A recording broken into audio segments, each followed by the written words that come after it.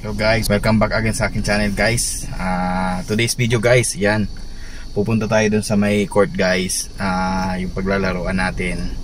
Then subukan natin tong KD16. Yan. Yan guys. KD16 ang gagamitin natin ngayon na panlaro guys para sa inyo. Yan, translucent yung ano niya. Mamaya guys, tingnan natin yung performance nito kung okay ba tong KD16 para sa outdoor. Sa outdoor ako maglalaro guys, outdoor, pero maganda yung semento, maganda yung maganda yung flooring ng bike guys, no? Tara guys, samahan niyo ako at pakita tong KD16. Let's go.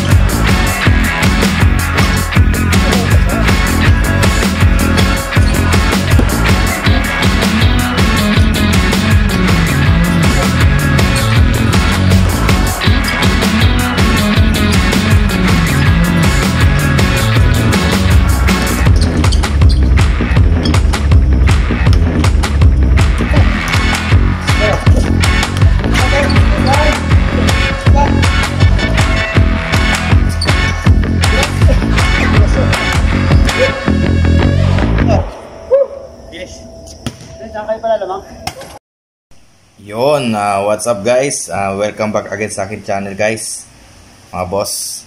Yan, today's video guys, ito isa na namang KD16 ang papakita natin. Ito yung colorway ng maroon guys, ng KD16. Yan, pakita lang natin guys yung performance review nito para sa inyo. Para aware lang kayo guys about dito, no? Ito KD16 na maroon guys, maganda rin yung colorway nito, yung appearance, napakaganda. Then nilaro natin to guys.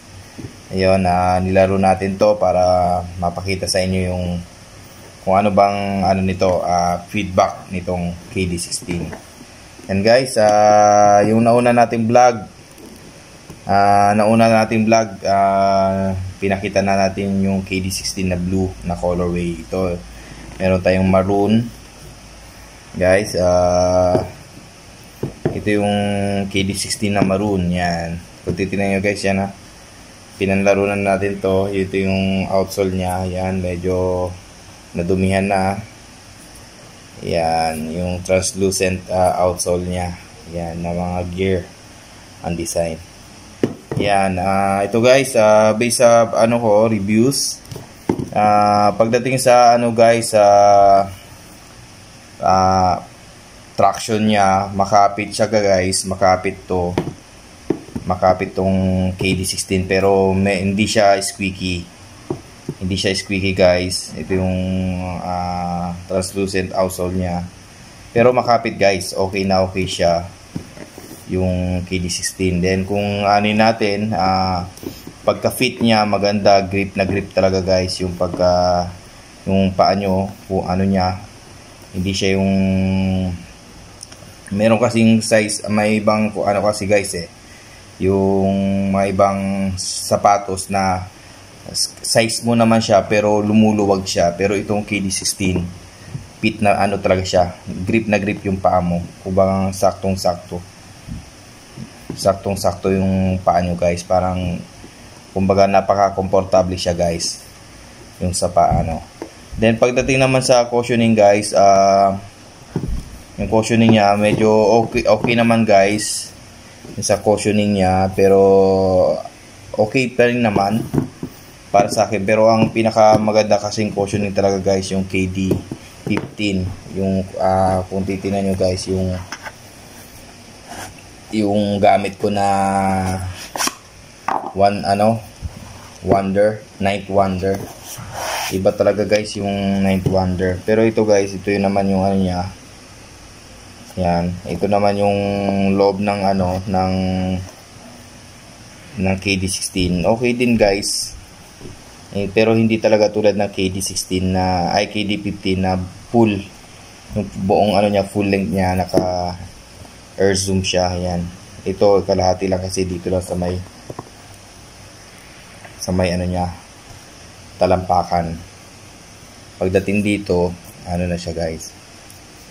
Hindi siya full. Yan, tingnan nyo guys. Yan, okay naman guys yung niya, mga boss, okay naman yung traction niya. Then during test ko, nagiging shooter ako guys. maganda yung ng paa, hindi kumbaga komportable ka pag suot to. Yun nga lang, hindi siya squeaky guys. Then sa appearance guys, okay naman kasi depende naman sa color yung nyo, nababagay sa uniform nyo. Depende sa inyo kung paano nyo maging fashionista sa pagdating sa basketball, yung colorway. Then syempre babagay nyo sa uniform nyo. Yan. Then nga pala, yan, same naman guys mga boss. Yan, mesh material niya dito. Yan, nalukot na siya. After to guys, naglaro kami ng 3-on-3 dyan. Yun, na napaka komportable naman sa paa guys, yung nga lang hindi squeaky. Pagdating naman sa weight guys, sakto lang. Hindi naman siya sobrang medyo lang siya, hindi naman kabigatan. Pero ang magaan talaga yung KD15. Ito may pagkabigat guys yung niya. Pero okay lang, carry lang guys, depende sa inyo. Then pagdating sa mga moves, sasabay pa rin naman guys, sasabay. Then also mid siya, mid. Pero hangga't maaari, kung mag-support kayo guys, mag-support, ankle support para okay. Then ito guys, pinanlaro natin sa outdoor. Yan, ito na yung naging kinalabasan ng outsole niya. Yan, madumi na. Yan, madumi na. Yan, yung pinaka outsole niya. Yan, kailangan lang linisin. para at least ma-maintain natin guys yung linis ng sapatos. Yan, hindi ko pa nalilinis yan guys after ng laro namin. Yan na, kailangan na siguro ng malinisan to ng wet tissue or basahan para at least. Pero tingin ko once na mailaro nyo to sa outdoor guys, iitim na talaga to, lalo na pag so okay pa rin naman guys kung sakali. Yan, then ito naman guys, same din naman yung review natin. Yan, same yung sa review natin. Yan, Kevin Durant 16 yung sa blue. Then meron siyang small logo ng Nike, may easy siya. Then pagdating sa color guys, okay na okay, makapal siya, napaka-comfortable sa paa. Yun guys, para pagsuot nyo talaga to, napaka okay din. I think comfortable siya para sa akin, yung KD16. Yun nga lang, hindi siya squeaky. Unlike sa KD15, nag-squeak talaga guys, kahit anong galaw mo. Yan, meron siyang magkabilaan pala yan guys, yan. Yan, Nike, then may easy siya na dito. Yan, then meron siyang dito na, yan. Yan, sa may tang niya. Yan, makapal guys. Makapal, yan. Ito guys, this is quick review lang ng performance review lang ng feedback review ko sa during fitting ko. Yan, ito yung KD16 na maroon. Yan, 3.9 na natin to guys. Yan. Okay na okay guys. Yun lang, hindi lang siya squeaky talaga. Pero makapit guys, makapit. Hindi siya, pag once na hindi siya madulas guys makapit siya. Yan o. Yan. Then, outdoor pa yun guys, yung pinaglaruan ko. Outdoor pa yun. Yan, ito guys, ito yung KD16 na maroon. Napaka bestseller din to guys, na maroon. Kasi, ang ganda ng pagdating sa color, maganda siya, maroon. Hindi siya kahit anong color ng uniform naman, pwede naman to.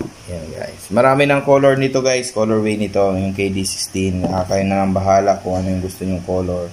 Then yun, nakapagbigay na tayo ng feedback regarding sa KD16. Yun, medyo nung during fitting ko naman, okay naman, pero pagka lang kasi bulky lang talaga dito guys, bulky.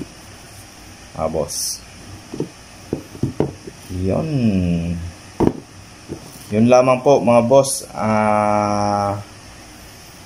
idol, sa today's review, itong review na to, ngayong araw na to, pinakita lang natin tong KD16 na maroon colorway.